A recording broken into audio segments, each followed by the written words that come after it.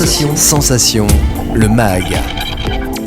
Bonjour à tous, bienvenue sur Sensation en partenariat avec TV78. Après une année 2020 compliquée à cause de la crise sanitaire, le département des Yvelines espérait revoir de nombreux touristes lors de la période estivale. Est-ce que les visiteurs étaient au rendez-vous ? Quel est le bilan touristique pour l'année 2021 ? Pour en parler avec nous, je reçois aujourd'hui Julie Rebaud, chargée de communication éditoriale à la direction culture, nature et sport du conseil départemental des Yvelines. Bonjour. Bonjour. Alors on va parler ensemble du bilan touristique. En 2020, la pandémie frappe le monde entier. Quel a été l'impact sur le tourisme dans les Yvelines ? Alors l'impact a été un petit peu comme dans le monde entier, justement, assez catastrophique pour les Yvelines également.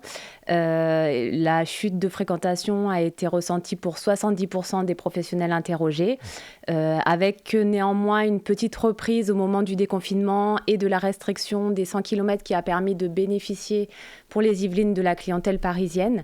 Mais pour la majorité des sites en intérieur et des hôtels, c'était assez dur. Et cet été 2021 a été rythmé par le temps, pas souvent au rendez-vous, mais aussi par la mise en place du pass sanitaire à partir de la mi-juillet. Alors est-ce que malgré tout, les acteurs du tourisme yvelinois sont satisfaits de la fréquentation dans les Yvelines ? Alors, ils sont satisfaits, oui et non. L'été 2021 a été meilleur que l'été 2020 pour la majorité d'entre eux. Néanmoins, comme vous l'avez dit, le fait que la crise sanitaire soit toujours présente, avec en plus la météo qui n'a pas été très favorable, fait que on reste quand même en deçà des fréquentations d'une année classique, entre guillemets, comme l'année 2019 qui, d'autant plus, a été vraiment une bonne année. En plus. Et le pass sanitaire a été aussi un petit peu compliqué, pas à mettre en place, mais en tout cas à comprendre pour les nombreux touristes. Là aussi, il y a eu peut-être un petit décalage au début où ça a fait un petit handicap, en tout cas à partir du moment où le pass sanitaire a été acté. Oui, on a les sites qui ont été interrogés justement ont ressenti un petit flou pendant 3 semaines à peu près entre fin juillet et début août, le temps que les choses se mettent en place et que les personnes jouent le jeu également. Et quand on parle des Yvelines, on pense beaucoup au célèbre château de Versailles. Est-ce que là aussi le taux de fréquentation a été positif ou est-ce qu'on était bien loin de ce que vous pouviez connaître, de ce que le château pouvait connaître d'habitude ? Le château de Versailles a connu une hausse de fréquentation cet été. Pour les 3 mois de l'été, on était à 1,3 million de visiteurs contre 900 000 en 2020, mais contre 3 millions en 2019. Et le département compte beaucoup de lieux naturels, des forêts. Les citoyens témoignaient souvent justement d'un besoin de prendre l'air, de se retrouver avec la nature et l'environnement. On peut donc imaginer que les lieux naturels ont connu une augmentation de fréquentation ? Alors, ça a été le cas énormément en 2020. On l'a très bien vu dès le mois de mai. Il y a eu une hausse de fréquentation de 46% des passages dans les forêts et où on a des éco-compteurs, en fait, où on peut justement enregistrer les fréquentations. En revanche, en 2021, on sent que ça se tasse un petit peu, que ça se stabilise. On est à moins 30% de passages pour les véloroutes et pour les chemins de randonnée. Et malgré tout, le département des Yvelines est force de proposition en termes de nature et d'environnement ? Alors oui, le département des Yvelines est connu pour être un petit peu le poumon vert de l'Île-de-France en termes d'espaces verts, d'espaces naturels sensibles. On a beaucoup de forêts propices aux randonnées, aux balades. Donc vraiment, on joue là-dessus également. Alors justement, est-ce que vous pouvez nous donner quelques exemples d'activités, de balades à faire, notamment des activités sportives ? Alors, on a pas mal d'acrobranches sur le département. On en a un à Morinvilliers, dans la forêt des Grands Bois. On en a un à Saint-Germain-en-Laye. On en a un à l'île de loisirs de Saint-Quentin. On a aussi tout ce qui est randonnée, balade. Donc ça, vous pouvez aller sur le site Sortir en Yvelines. Vous avez des feuilles de route à télécharger gratuitement. Vous pouvez faire des itinéraires en autonomie. Et il y a aussi 3 véloroutes nationales qui traversent le département. La Seine à vélo qui va de Paris à la Normandie, l'avenue verte Paris-Londres, qui va de Paris à Londres donc, et la Vélocénie qui va de Paris au Mont-Saint-Michel. Alors on a évoqué les sites touristiques, vous avez évoqué il y a quelques instants les hôtels et la restauration. Quel est le bilan pour ces domaines qui ont vécu plus de bas que de haut finalement depuis 2020 ? Alors pour les hôtels, notamment, le bilan est très contrasté. Certains hôtels ont réussi à quand même à maintenir une activité convenable en 2020 et en 2021. C'est le cas des hôtels économiques. En revanche, pour les hôtels haut de gamme qui accueillent en général des clientèles étrangères et des clientèles d'affaires, ces hôtels-là ont beaucoup de mal à rebondir de la crise et les clientèles étrangères reviennent, mais assez progressivement. Et les séminaires mettent beaucoup de temps à se repréparer, notamment dû au fait que les gens télétravaillent beaucoup plus qu'avant. Est-ce qu'au sein du conseil départemental, justement, vous avez pu échanger avec ces personnes-là sur finalement leurs inquiétudes ? Oui, on les a souvent au téléphone, justement avec ce bilan de fréquentation qu'on réalise tous les ans, où on leur pose des questions, où on essaye de savoir comment on pourrait les accompagner.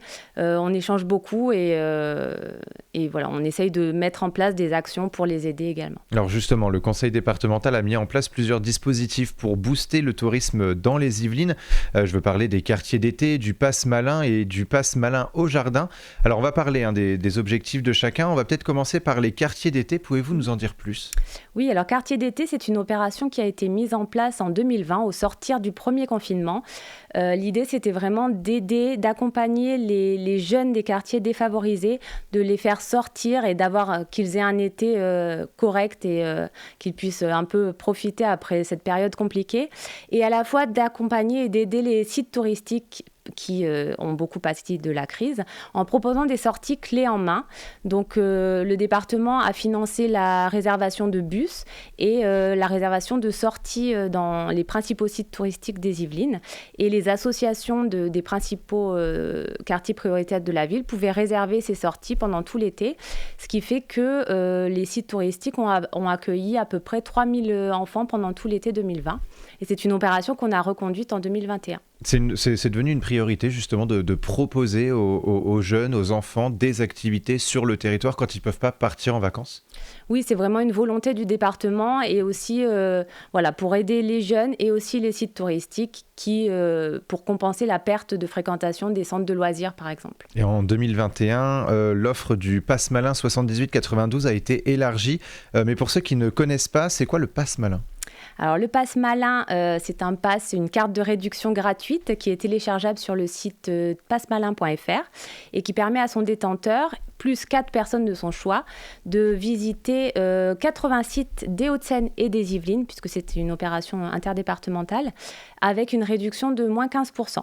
Et pourquoi avoir choisi justement de vous allier finalement avec le 92 pour proposer plus d'activités ? On s'est dit que c'était vraiment un outil qui était important et qu'il fallait développer. Les Hauts-de-Seine nous ont suivis sur ce projet.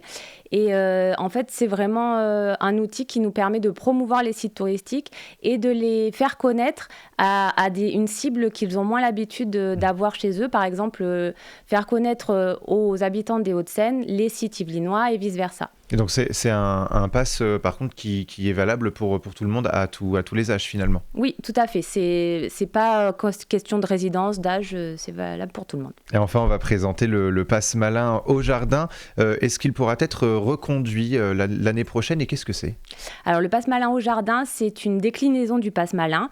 En fait, on a voulu faire connaître le Pass Malin et faire connaître, proposer des visites de jardin avec des visites guidées à moins 15%, parce qu'on s'est dit que au sortir de la crise sanitaire, les gens avaient besoin de prendre l'air, de visiter des espaces verts, et on en a beaucoup sur le territoire yvelinois. Donc on a commencé par la zone de Versailles en proposant 5 visites guidées de jardins versaillais, donc notamment les jardins de Versailles et du château, le domaine de Madame Élisabeth, le potager du roi. Pour ouvrir ces visites au plus grand nombre et répondre à une demande croissante des visiteurs. Et alors la France risque d'être plongée dans une nouvelle campagne vaccinale pour les plus de 18 ans avec une 3e dose de vaccin. Pour autant, ce vaccin nous a permis jusque-là de ne plus vivre de couvre-feu ou de confinement. Est-ce qu'on peut espérer une hausse des fréquentations pour 2022 ? Oui, on l'espère, on le souhaite très fort.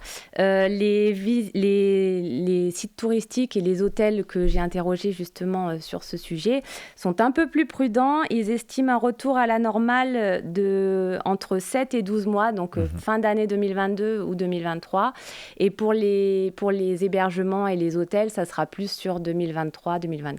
Et nous, on espère que le tourisme pourra reprendre un petit peu en hauteur. Merci beaucoup, Julie Rebaud, d'avoir été avec nous sur Sensation. Pour retrouver les activités et le bilan touristique, on peut se rendre sur le site sortirenYvelines.fr. Et pour revoir ou réécouter cette émission, rendez-vous sur notre site et application Radio Sensation.